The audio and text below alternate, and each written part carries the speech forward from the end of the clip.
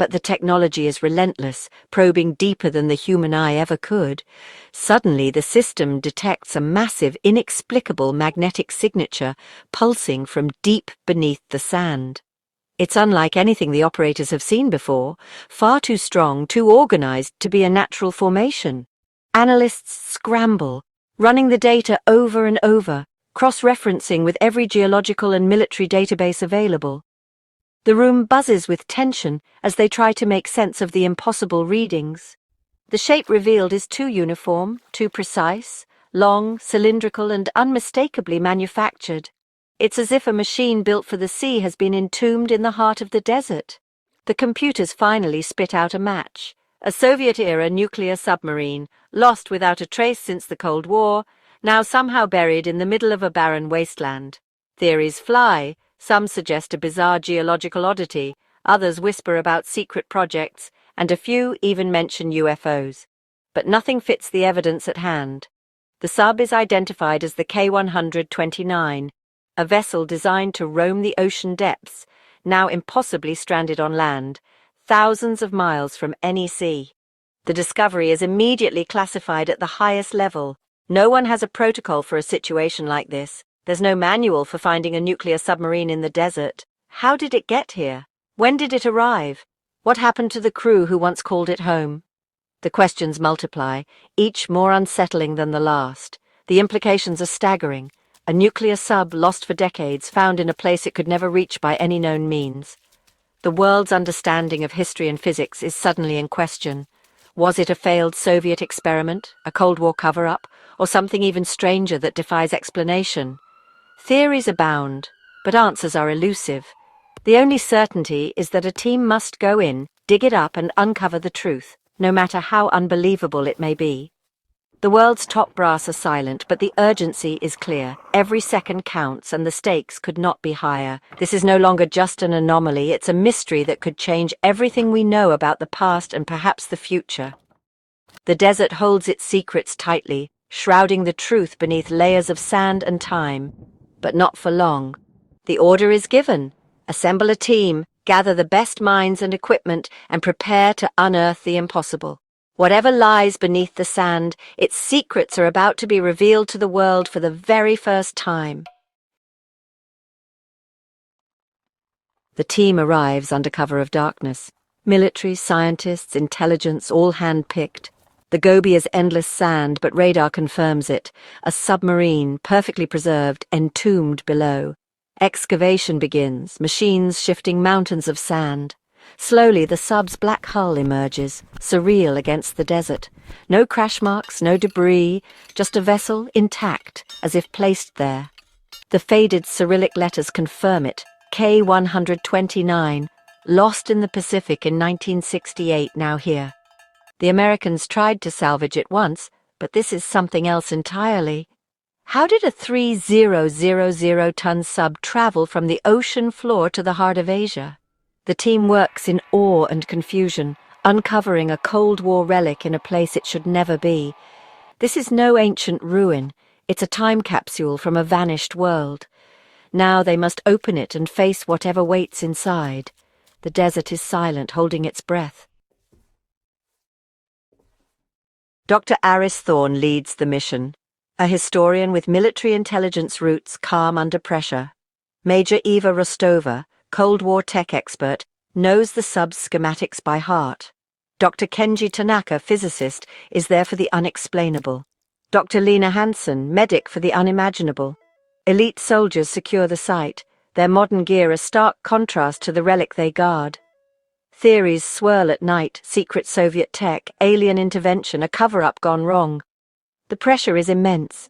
Intelligence agencies worldwide are watching.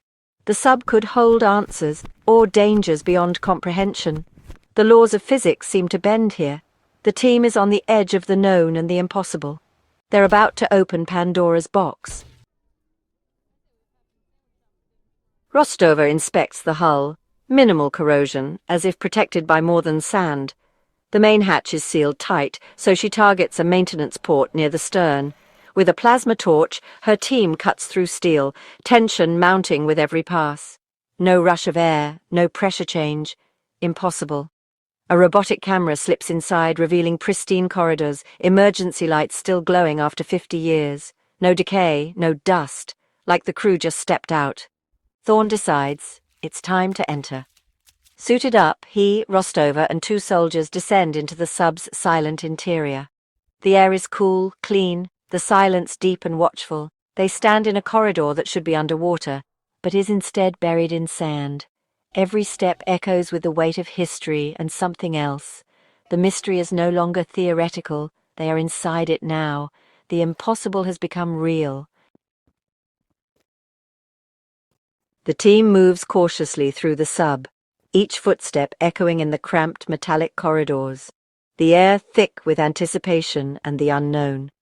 The mess hall is set for a meal, plates and cutlery perfectly arranged, bunks made with military precision, everything untouched as if frozen in time. But the crew is missing. No voices, no movement, only the hum of the machinery. The silence grows heavier until they reach the control room. There, sailors sit at their stations, uniforms immaculate, faces pale but intact, as if waiting for orders that never came.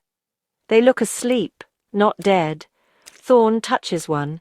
He's warm and breathing, a faint pulse beneath the skin. Every crewman is the same, locked in the same mysterious state, alive, in a deep, unnatural stasis, their chests rising and falling in perfect unison. Dr. Hansen's scans confirm it. These men are not dead but suspended between life and sleep.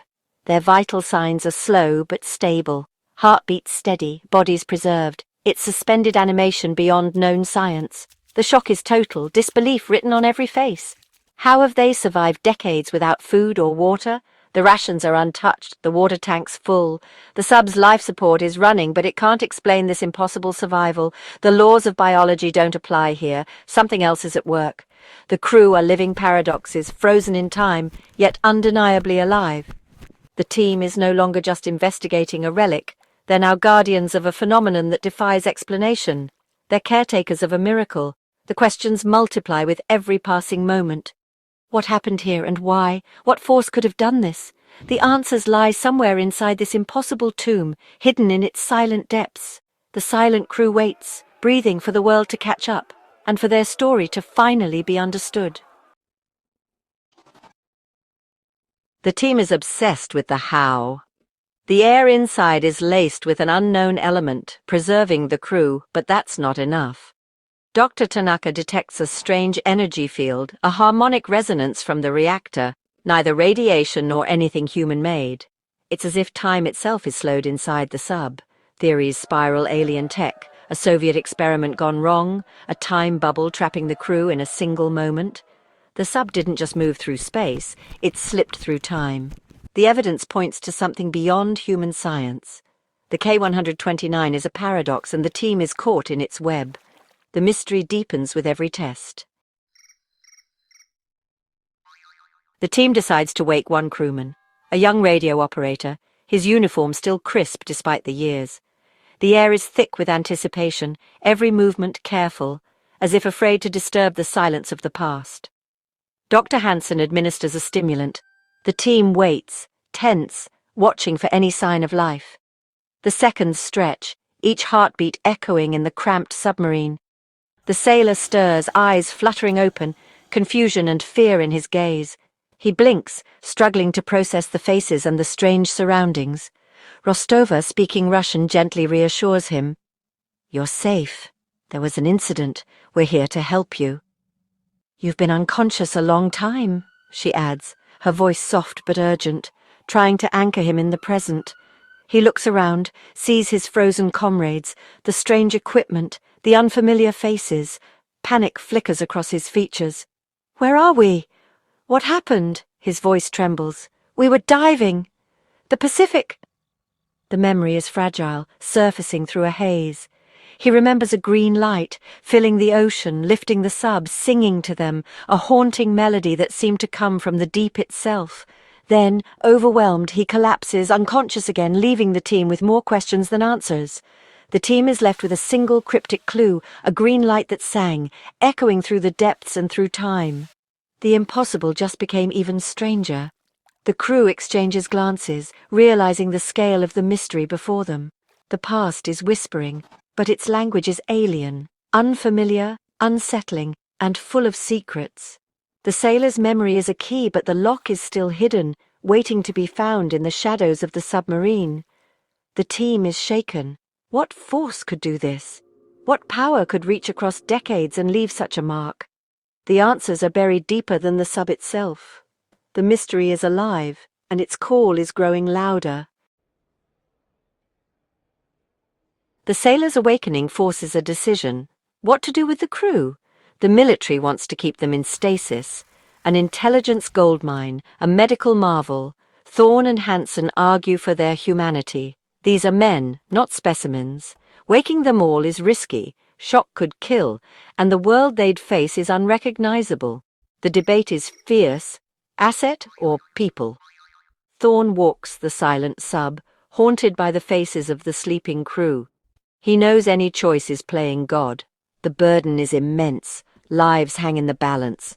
The Cold War's sins echo in the present. The team must choose exploitation or compassion. There's no easy answer, only consequences. The fate of 100 lost souls rests on one impossible decision. The world is watching, but only Thorne can decide. Thorne chooses a middle path. Revive the crew one by one, starting with the officers. A secure facility is built nearby to help them adjust to a world 50 years ahead. The military agrees, cautiously. The sub will be studied. The green light and the reactor hold the key. The mystery is far from over. This is just the beginning. As dawn breaks over the desert, Thorne knows he's traded one problem for another. They're opening a door to the past, unsure what will come through. The sub is no longer silent. The world is changing. The story of the K-129 is only starting. Deep beneath the sand, a secret that could rewrite history is waking up, and no one knows what will happen when it does.